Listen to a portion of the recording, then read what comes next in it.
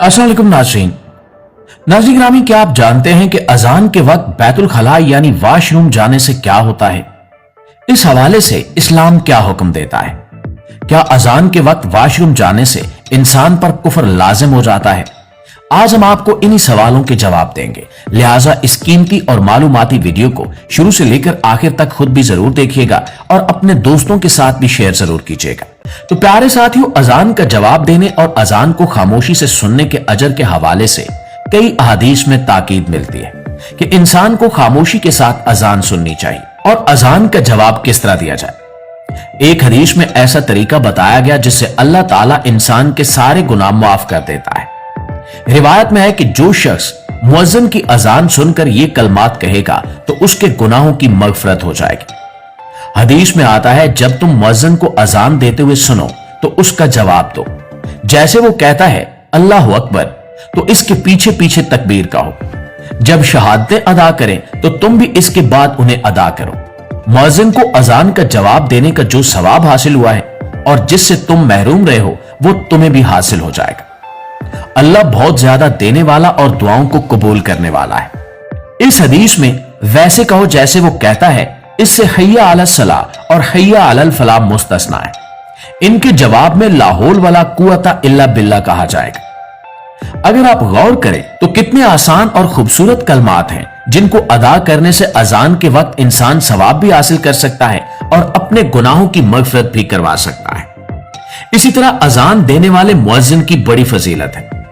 हजरत अबू हुरैरा रजी अल्लाह ताला अन्हु फरमाते हैं कि मैंने हजूर अकरम सल्लल्लाहु अलैहि वसल्लम को यह कहते हुए सुना कि मुअज्जिन की आवाज जहां तक जाती है उसकी मगफिरत कर दी जाती है और खुश को तर उसके लिए मगफिरत तलब करते हैं। और प्यारे दोस्तों, अब बारी आती है उस सवाल का जवाब जानने की जो हमने वीडियो के शुरू में आपके साथ शेयर किया था कि क्या अजान के वक्त वॉशरूम यानी बैतुल खला जाना जायज है या नाजायज, और इस हवाले से अल्लाह ताला ने क्या हुक्म दिया है।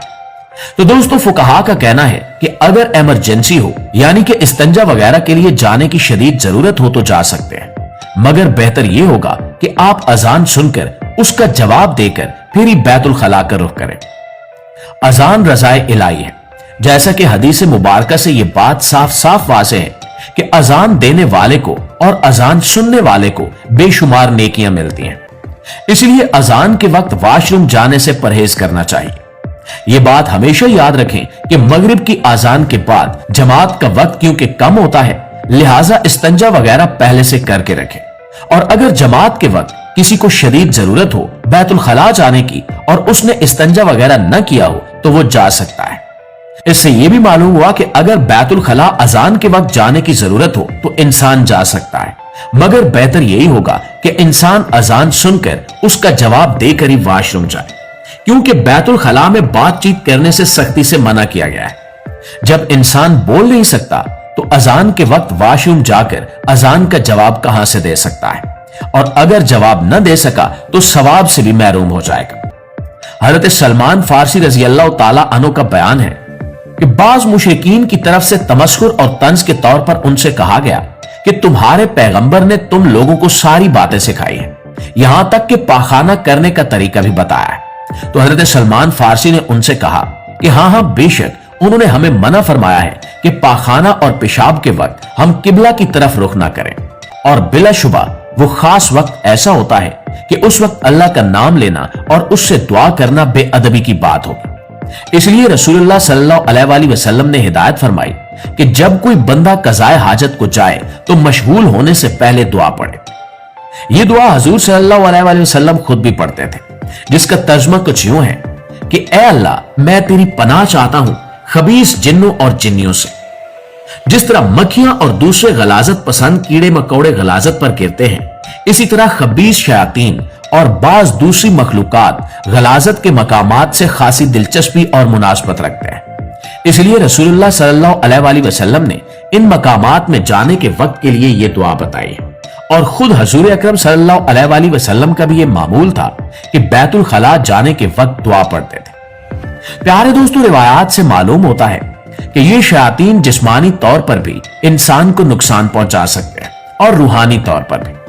जिस्मानी नुकसान ये पहुंचा सकते हैं कि इंसान को जाहिरी गंदगी में मुलविस कर दे और इसके नतीजे में तुम्हारे कपड़े और जिस्म नापाक हो जाए और बाज औकात जिस्मानी बीमारी में मुब्तला कर देते हैं। बाज ऐसे वाकयात भी पेश आए कि शयातीन और जिन्नात ने इन गंदे मकामात को पसंद करने वाले इंसानों पर बाकायदा हमला कर दिया और बिल आखिर उनको मौत के मुंह में पहुंचा दिया। बाज उलमा ने यह भी फरमाया कि बीमारी के जरासीम शयातीन ही का एक हिस्सा होते हैं, लिहाजा गलीज मकामात पर जाने और गंदगी के मकामात की तरफ रगबत रखने वाले इंसान की सेहत को भी नुकसान पहुंच सकता है। इनके शर से बचाव के लिए बैतुल खला जाने से कबल इस्लाम में दुआ का एहतमाम किया गया है।